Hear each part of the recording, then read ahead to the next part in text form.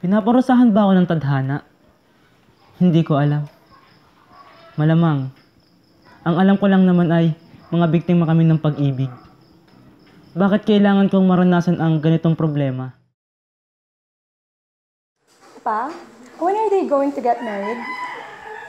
Hindi ko alam, Carmen. Di pa rin sinasabi sa akin ni Alfredo kung kailan.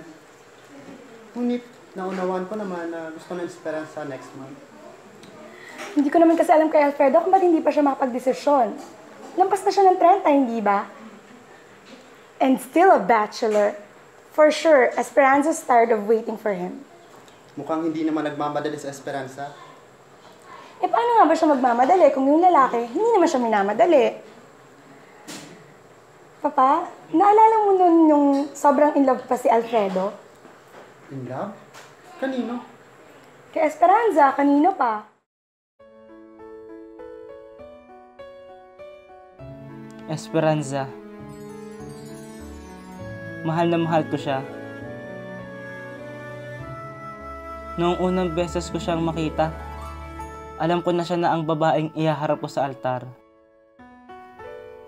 We have the perfect relationship. It seems like everything falls down to its proper place. Wala naman akong alam na nagkaroon siya ng ibang relasyon. Ano sa tingin mo yung nangyari? Si Julia, hindi ko inaasahan na makikilala ko ang katulad niya. She was like a breath of fresh air. Hindi ko alam kung anong meron siya. Maybe it's her simplicity that I like the most. Ganun lang siguro kapag matagal na.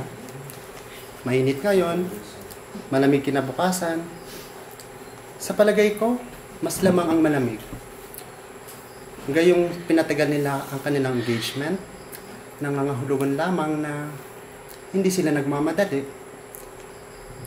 At iyong mga sinabi mo kanina, kasi lumala lamang yun. Dala lang siguro ng pagkabinata.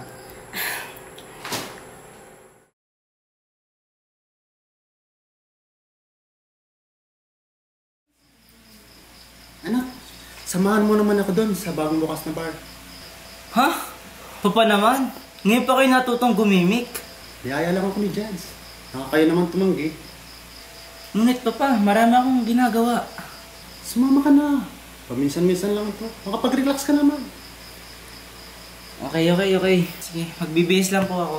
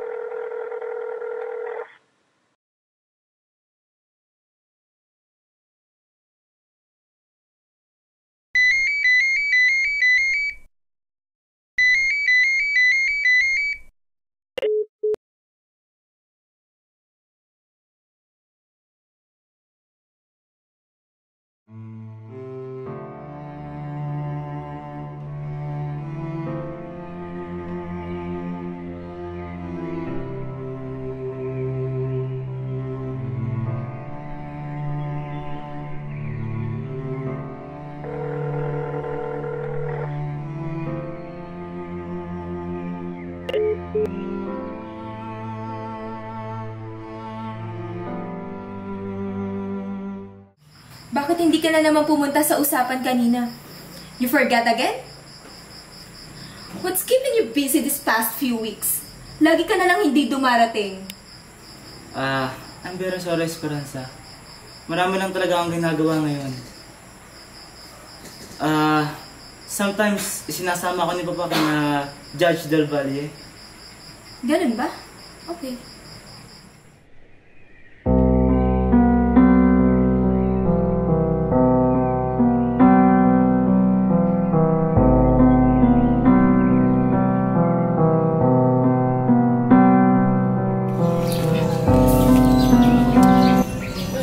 Misteryoso.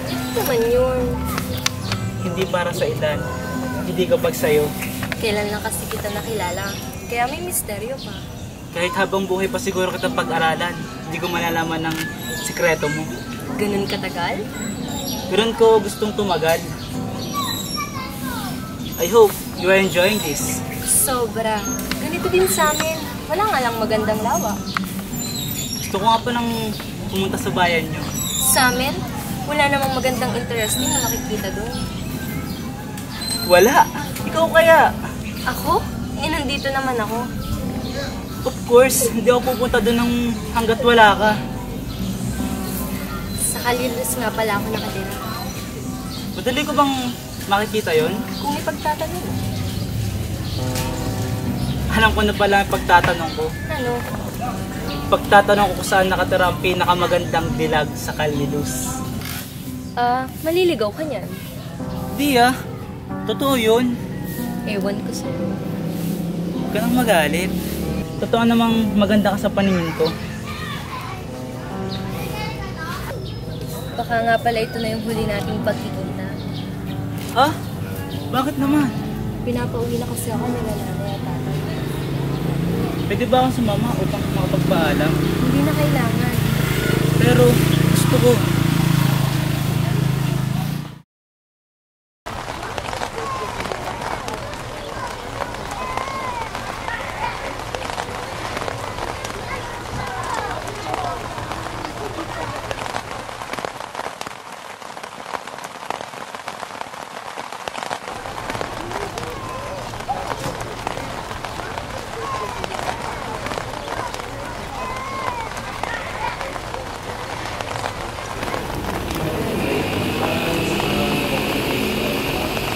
Akala ko ba umuwi ka na sa bayan niyo? Sasabay na lang daw ako nila ate. Uwi ka na ba? Tara, sabay na kita. Binabati nga pala kita, Mr. Salazar. Pasensya ka na, ngayon lang kita nabati. Ngayon ko lang kasi nalaman. Balita, naranasan mo na bang maipisis ang sitwasyon na kailangan mong pumili sa gusto mong gawin at kailangan mong gawin? Hindi pa. Mapalad ka. Yung taong sigurado na siya sa gagawin. Hindi ko alam. Siguro hindi. Ewan ko sa kanya, problema niya. Nandito na tayo sa bahay. Paalam.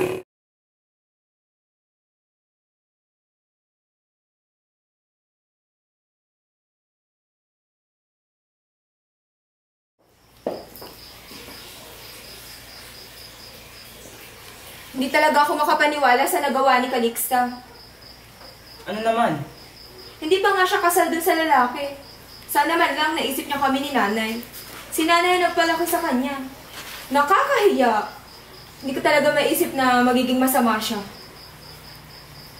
Sigurado ka na agad na masama siyang babae? Bakit? Okay lang sa'yo yung ganon? Ang alin? What she did? No. Well, Ang sinasabi ko lang, hindi naman agad masama ang ginawa niya. bakit hindi? Oh my, Alfredo, kung magsalita ka, you talk like an immoral man. Hindi ko alam kung bakit ganun ang mga ideya mo. Ano namang masama sa sinabi ko? Ang gusto ko lang naman, mangyari ay maging fair doon sa tao. Nakipag-live-in siya? Ayun ba? Oo, maaaring mali. Pero maaari ding hindi. Sinaktan niya kami. Wala siyang utang na loob. Ay, nang hirap sa'yo, Esperanza. Wala kang... Ano? Bakit ka nagagalit? Di na kita maintindihan. I think I already know kung bakit ka nagkakagana nitong mga nakaraang araw. I am not blind nor deaf, Alfredo. Nakikita at naririnig ko rin ang mga sinasabi nila. Bakit hindi mo pa sabihin sa akin ng diretso habang hindi pa huli ang lahat? Hindi mo na ako kailangang isipin pa o ang sasabihin ng ibang tao. Oo. Ang gusto ko lang, maging fair. Pero kailangan ko munang maging patas sa sarili ko. Anong ibig mong sabihin? At kung ano man ang pagkukulang ko at alam kong napakarami, hindi ako humanap ng iba. Esperanza? At kung gusto mong bawiin ang engagement, kung pagod ka na, why don't you just tell me that you are tired of me?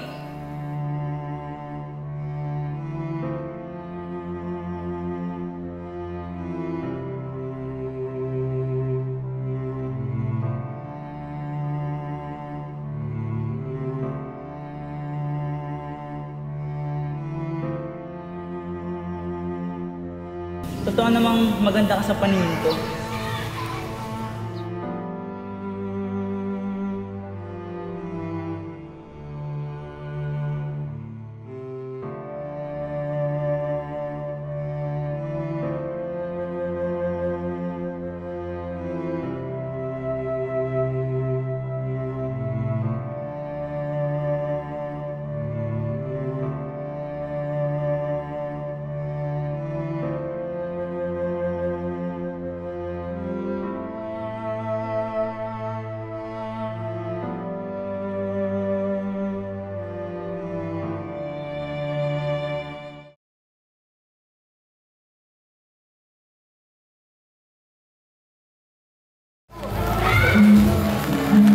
Kumusta ka na, Walita?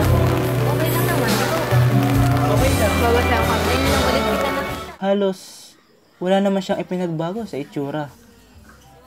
Pero bakit parang may kulang? Sa kanya nga ba may nawala? O sa akin?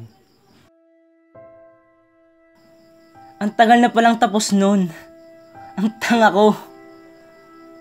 Ang damdamin ko pala para kay Julia ay parang patay na mga bituin. Long extinguished, yet seemingly still in their appointed places in the heavens.